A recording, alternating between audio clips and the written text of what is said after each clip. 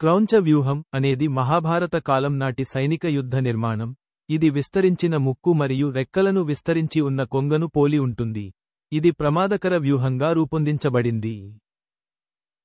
క్రౌంచ వ్యూహయం కోసం ఎటువంటి ప్రత్యక్ష సలహా ఇవ్వబడనప్పటికీ, ఏ వ్యూహానికైనా సాధారణ సలహా ఏమిటంటే, ప్రాణనష్టం లేదా శత్రు ప్రతిదాడులను ఎదుర్కొన్నప్పుడు కూడా, సైన్యాన్ని అవసరమైన విధంగా పునర్నిర్మించడానికి సంకేతాలు మరియు సైన్యాధికారుల జ్ఞానాన్ని ఉపయోగించడం ద్వారా యుద్ధం యొక్క లక్ష్యాలను సాధించడానికి ఆకృతిని మార్చడం మరియు మార్చడం.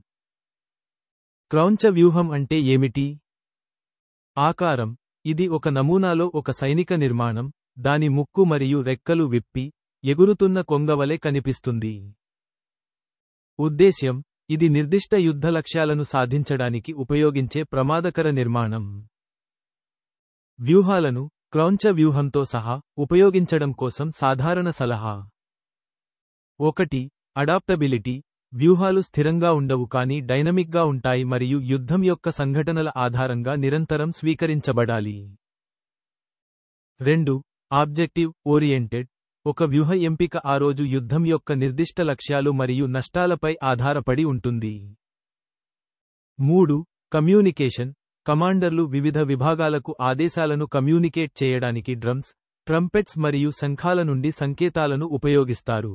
ఇది వ్యూహ యొక్క శీఘ్ర పునర్నిర్మాణాన్ని అనుమతిస్తుంది.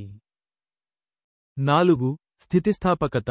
నిర్మాణం యొక్క ఒక రెక్క భారీ ప్రాణనష్టానికి గురైతే, మొత్తం నిర్మాణాన్ని కాపాడేందుకు ఇతర భాగాలు మళ్లీ నిర్మాణం చేయాలి. మరియు 5. వ్యూహాత్మక పునర్వ్యవస్థీకరణ.